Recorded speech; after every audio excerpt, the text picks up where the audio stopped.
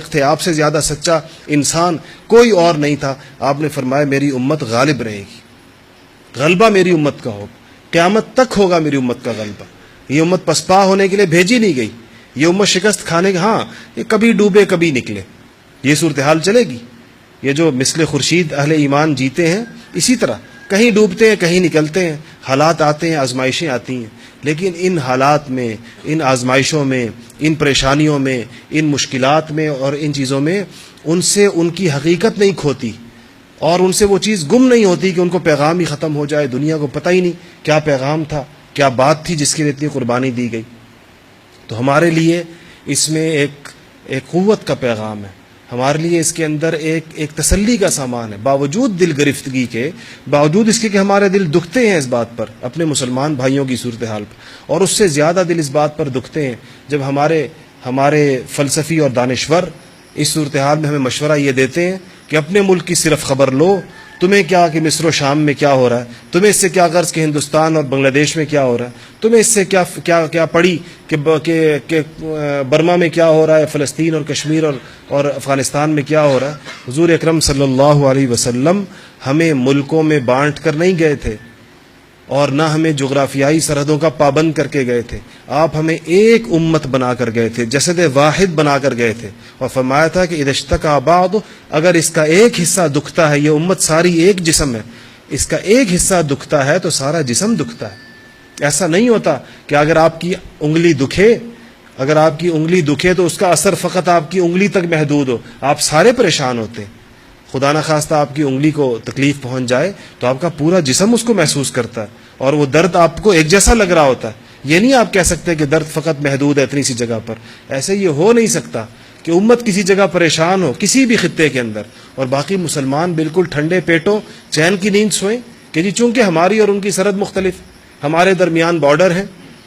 اس لیے ہمیں ان کی فکر نہیں. مسلمان ایسی امت نہیں، ہمیشہ مسلمان فکر کرے گا اپنے دوست، اپنے بھائیوں کی جو چاہے دنیا کے دوسرے کونے کے اندر رہتے ہیں، اور ان کی تکلیف پر اس کو دکھ پہنچے گا، اور جو اس کی جتنا حتی المقدور، جو اس کی استطاعت میں ہوگا، جو اس کی قوت میں ہوگا، جو وہ کر سکے گا وہ ان کی مدد کرے گا، وہ ان کے ساتھ کھڑا ہوگا اور وہ ان کے ساتھ اظہار یکجہتی کرے گا. وہ ان کو یہ پیغام دے گا کہ تمہارے بھائیوں نے تمہارے دکھ کو دنیا کے دوسرے کونے میں محسوس کیا ہے، تمہارے بھائیوں نے تمہاری تکلیف پر، تمہارے مسلمان بھائیوں کے دل دنیا کے دوسرے کونے میں دکھے ہیں اور وہ تمہارے ساتھ ہیں. اگر یہ ماحول نہ ہو اور اگر یہ چیز نہ ہو تو پھر تو یہ امت ہی نہیں. امت تو کہتے اس کو ہے کہ ایک ہوگی. تو اس پر الحمدللہ جو ماحول ہمارے یہاں دیکھنے میں آیا، ایسی بے حسی ابھی نہیں ہے. مسلمانوں نے محسوس کیا دنیا کے ایک کونے سے لے کے دوسرے کونے تک، اور جن لوگوں نے ان معاملوں میں چاہے وہ کتنے بڑے لوگ کیوں نہیں تھے، اگر انہوں نے اس معاملے میں ظالموں کا ساتھ دیا تو مسلمان علماء کا طاقتور پیغام ان کے نام گیا ہے. آج ہمیں وہ خط آیا جو امام کعبہ کو ہندوستان کے علماء نے لکھا ہے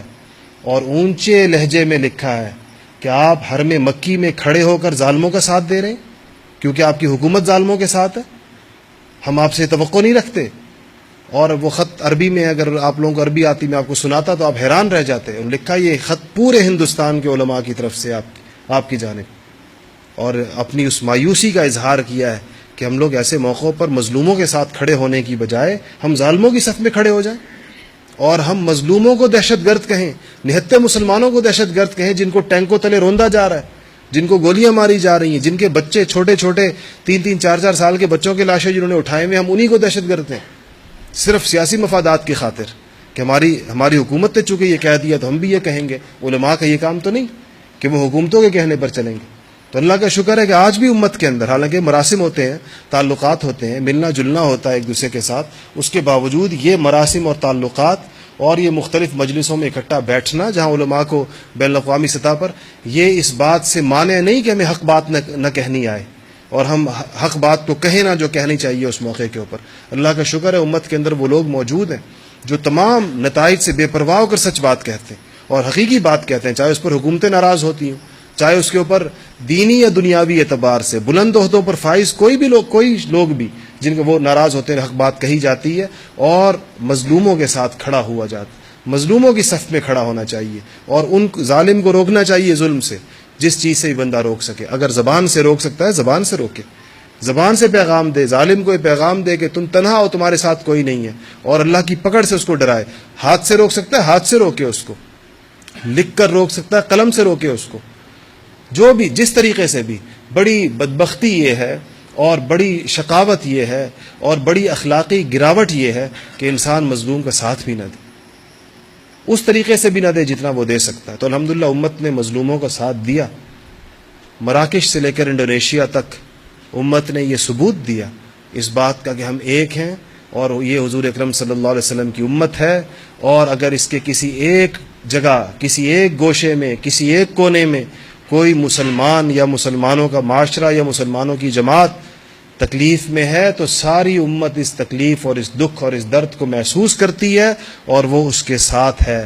یہ جو طاقتور پیغام اس موقع کے اوپر دیکھنے میں آیا ہے، یہ حوصلہ افزا ہے۔ قربانیاں حوصلہ افزا ہیں، مظالم پر یقیناً دل دکھتا ہے، ظلم ایسی ایک چیز ہے کہ اس پر دل دکھتا ہے، مگر جو قربانی کو دیکھا جائے تو اس سے ایک امید پیدا ہوتی ہے کہ اس امت کے خمیر میں ابھی بھی وہ جذبے موجود ہیں جو قرن اول کے زمانے میں مسلمانوں کے اندر موجود تھے۔ آج وہ قربانیوں کی داستانیں رقم کر رہے ہیں، اور اس پورے امت پر میں جو ایک لہر دوڑ گئی، ایک بھائی چارے کی اور ایک خیر خواہی کی اور ایک دوسرے کا ساتھ دینے کی، اس سے بھی ایک امید پیدا ہوئی پورے اسلامی دنیا کے اندر کہ مسلمانوں میں باہم ربط بڑھ رہا ہے اور ایک دوسرے کا احساس اور ایک دوسرے کا خیال بڑھ رہا ہے، اور اس سے اور اسلامی ذہن رکھنے والے مسلمانوں کو، اسلامی نظام کی محنت کرنے والے مسلمانوں کو تقویت ہوئی ہے کہ انہوں نے سوچا ہے کہ لوگ قربانیاں دے رہے ہیں، ہمیں بھی دینی چاہیے، ہمیں بھی کھڑا ہونا چاہیے۔ یہ پیغام بھی پوری امت مسلمہ کو گیا ہے۔ تو اس موقع پر ہمیں اللہ کے فضل سے کسی مایوسی اور کسی دل گرفتگی کی ضرورت نہیں، اور نہ یہ کہنے کی ضرورت ہے کہ امت کے حالات ایسے بہت نہیں۔ امت کے حالات اچھائی کی طرف جا رہے ہیں، ٹھیک ہے، مادی اعتبار سے، عسکری اعتبار سے اور بہت سے اعتبار سے امت کو محنت کی ضرورت ہے اور مزید اتفاق کی ضرورت ہے، علم کے میدانوں میں آگے بڑھنے کی ضرورت ہے، دنیا کی امامت اور قیادت اور سیادت اپنے ہاتھ میں لینے کے لیے کہ اس کے علاوہ کوئی چارہ نہیں دنیا کے پاس۔ جب تک یہ امت قیادت نہیں کرے گی، جب تک یہ امت آگے نہیں بڑھے گی، اس وقت تک دنیا کے حالات ٹھیک نہیں ہوں گے۔ دیکھ لیجئے جن کے ہاتھ میں قیادت ہے اس کے نتائج دنیا کیا بھگت رہی ہے۔ دنیا کے مظالم پر ایک نگاہ ڈالیے، جھوٹے دیکھیں کسی ملک پر اپنے عسکری اور اپنے مادی غلبے کی بنیاد پر، جھوٹی خبروں کی بنیاد پر، جس کے جھوٹ کو بعد میں خود تسلیم کریں، آپ اپنے ٹینکوں اور اپنے جہازوں اور اپنے اسلحے اور اپنے میزائلوں سے چڑھ دوڑیں اور 8-10 لاکھ مسلمانوں کا خون بہانے کے بعد کہیں کہ ہماری اطلاعات غلط تھی۔ جب دنیا میں کفر کا غلبہ ہوگا ظاہری یا ان کے ہاتھ میں قیادت ہوگی تو یہ مظالم ہوں گے جو آج دنیا میں ہو رہے ہیں۔ ایک ملک میں لاکھوں لوگ، بے گناہ لوگ، معصوم بچے اور خواتین بے دردی کے ساتھ مارے جا رہے ہیں، شہید کیے جا رہے ہیں۔ اس کی وجہ یہ ہے کہ ظاہری قیادت دنیا کی کفر نے اپنے ہاتھ میں لے رکھی ہے، طاغوت کے ہاتھ میں قیادت۔ یہ دنیا کے حالات تب سنوریں گے اور دنیا میں تب امن قائم ہوگا، انسانیت تب جا کر کہیں آرام اور چین اور سکون کی نیند سو سکے گی جب اس امت کی قیادت مسلمانوں کے ہاتھ میں آئے گی۔ امت مسلمہ قیادت کی باغ اپنے ہاتھ میں پکڑے گی، تب جا کر دنیا سکھ کا دن دیکھے گی، اس سے پہلے دنیا نہیں دیکھ سکتی سکھ کا دن۔ تاریخ اس پر گواہ ہے، دنیا نے تبھی چین کے دن دیکھے، تبھی جب صالح مسلمان، نام کے مسلمان نہیں، صالح مسلمان، اللہ سے ڈرنے والے اور حکومت کے احکامات پورے کرنے والے اور قرآن پر عمل کرنے والے، جب ان مسلمانوں کے ہاتھ میں نظام دیا گیا اور ان میں اہلیت بھی تھی اور ان میں دیانت بھی تھی، ان میں قابلیت بھی تھی اور ان میں اللہ کا خوف بھی تھا، ان میں انسانیت کا دکھ بھی تھا اور درد بھی تھا اور ان میں اجتماعیت بھی تھی، جب ان لوگوں کے ہاتھ میں معاملات آئیں گے، جب ان کے ہاتھ میں چیزیں آئیں گی، تب جا کر انسانیت کو چین اور آرام اور سکون آئے گا۔ اور یہ حضور اکرم صلی اللہ علیہ وسلم کی پیشن گوئیاں ہیں کہ انشاءاللہ ایسا ہوگا۔ اللہ جل شانہ مجھے اور آپ کو امت کے اس غلبے کے لیے استعمال ہونے کی اور اس کے لیے کام کرنے کی توفیق نصیب فرمائے۔ وآخر دعوانا الحمدللہ۔